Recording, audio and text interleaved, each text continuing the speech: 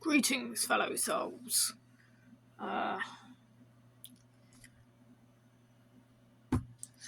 We're going to be having a look at some game controllers that I've been buying, and unfortunately, when I got both of them, they arrived broken. As you see on the screen here, I'm running my Pentium DOS computer that I built, that thing there, and I've been trying out various joypads, experimenting, tinkering, planning on creating some websites about my findings. Yeah. Okay, so I bought both of these controllers from two different sellers, and they both have problems. Isn't it great? Okay, right, the first one is this one. This one arrived first. It's a... So just turn my light on. Okay. It's a Blaze Turbo joypad of some description. It's... I don't know much about it. Google doesn't show any info on it. Trying to find Blaze's old website on Wayback Machine reveals very little of it. I don't think they even actually had it listed on their product pages, even in like 1999 to 2002. I don't know anything about it. If I do know anything, is what we have here. It plugs in the joy port, as we can see over here. These old pre-USB computers. There's a 5.25 floppy drive in that. Okay, so it's an 8-button joypad. If you know anything about 8-button joypads, you'll know that buttons 5 and 6 actually correspond to what would otherwise be joystick 2.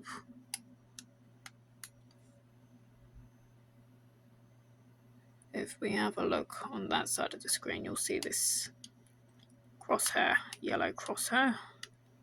So the shoulder buttons refer to the extreme axes of joystick 2. The extremes of the axis for joystick 1 correspond to the directional pad. And this actually has a nice directional pad. It's similar to the Sega Mega Drive or the Sega Saturn Model 2 directional pad. It's got a nice snappiness to it. It doesn't feel mushy in any way. Yeah, so it's got decent quality membranes on this gamepad. But interestingly, we also have this little wheel here, and if you turn it, it refers to the extremes of the x-axis of joystick 1. It's not quite as analog as I'd like it though. It is really still actually just a digital means of steering. It's not a proper analog wheel.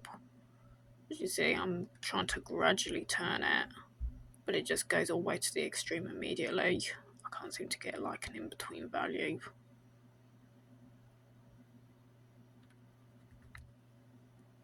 So yeah, it's not really a true analog wheel, unfortunately. And of course we have buttons.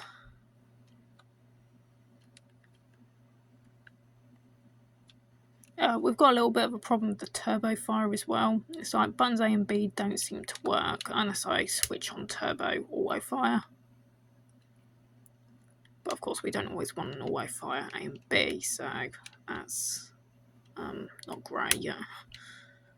Even these versions of the buttons don't work. But if I turn it on again,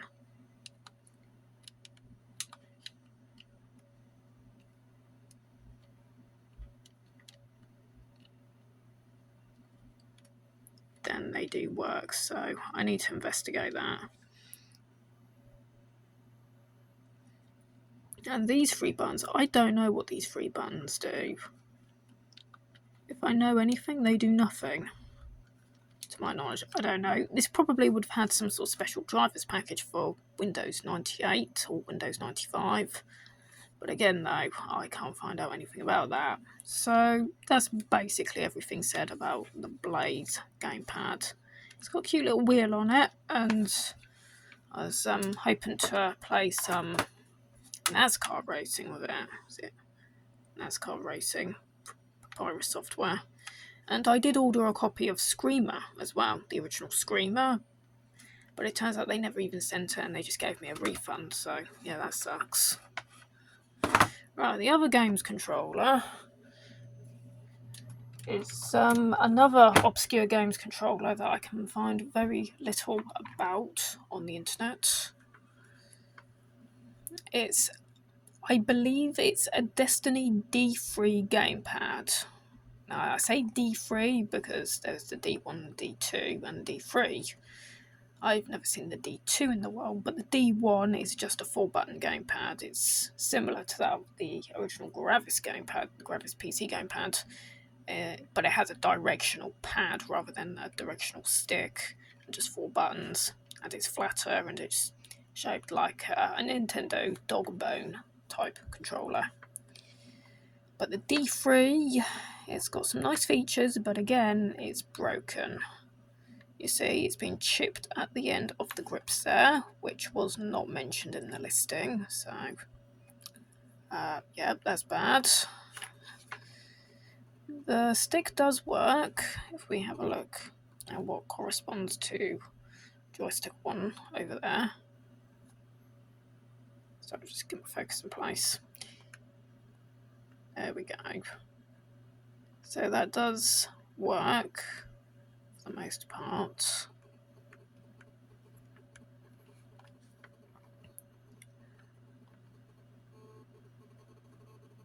Sorry about that, I'm getting the sound of the speakers.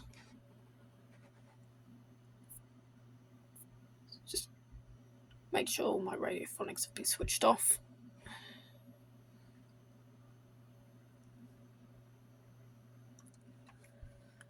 So yeah, we have joystick 1 there. The axes of joystick 2 are controlled using these sliders. It's like a rudder and a throttle slider, but they are completely off center because where it's broken was this one seems to work fine, but this one needs to be completely redone. So I'm gonna have to try and repair that, find a way of filling in these little holes. And then we also have, underneath the gamepad, we have 2 digital triggers, and they behave very strangely.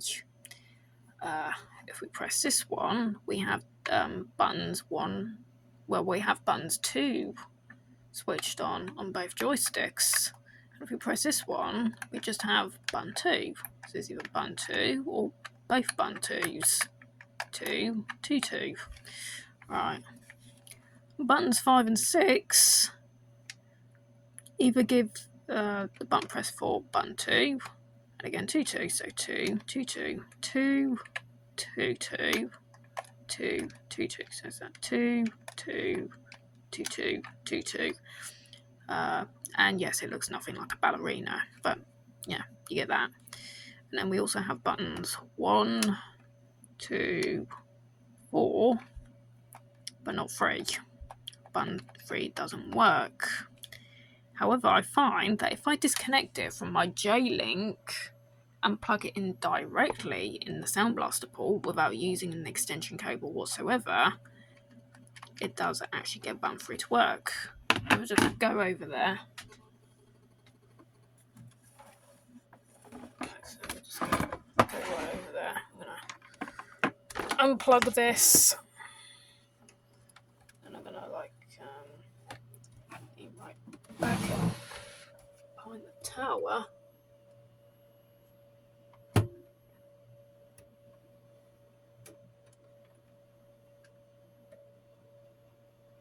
Bear with me for a minute. I'm sure some of you know what it's like to lean at the back of a computer tower to get a sub D connector pulled out.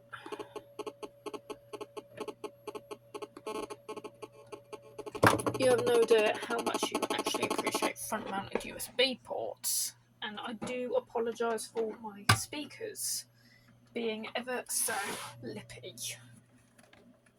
I don't know what it is with them. Yeah, I do apologise for that.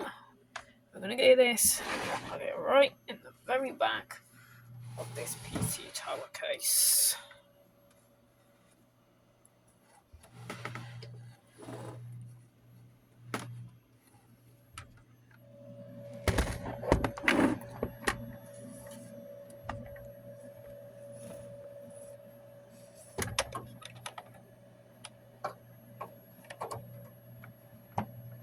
we go.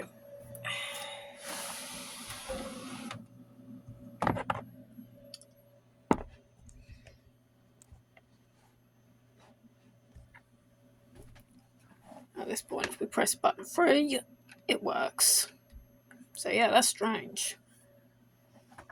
By using the J-Link, it disables button 3, and if I plug it in directly, then it doesn't. The thing is though, every other 8-button joypad that I have works just fine with the J-Link. My Wild Things Premier Pad works fine with it. The Blaze Pad works fine with it. I don't know. Just this controller, button 3, does not like the J-Link. So, going back to this, we have 1, 2, 3, 4, 2, 2. Okay, that actually shows button 3 now being pressed with them. Okay, so we've got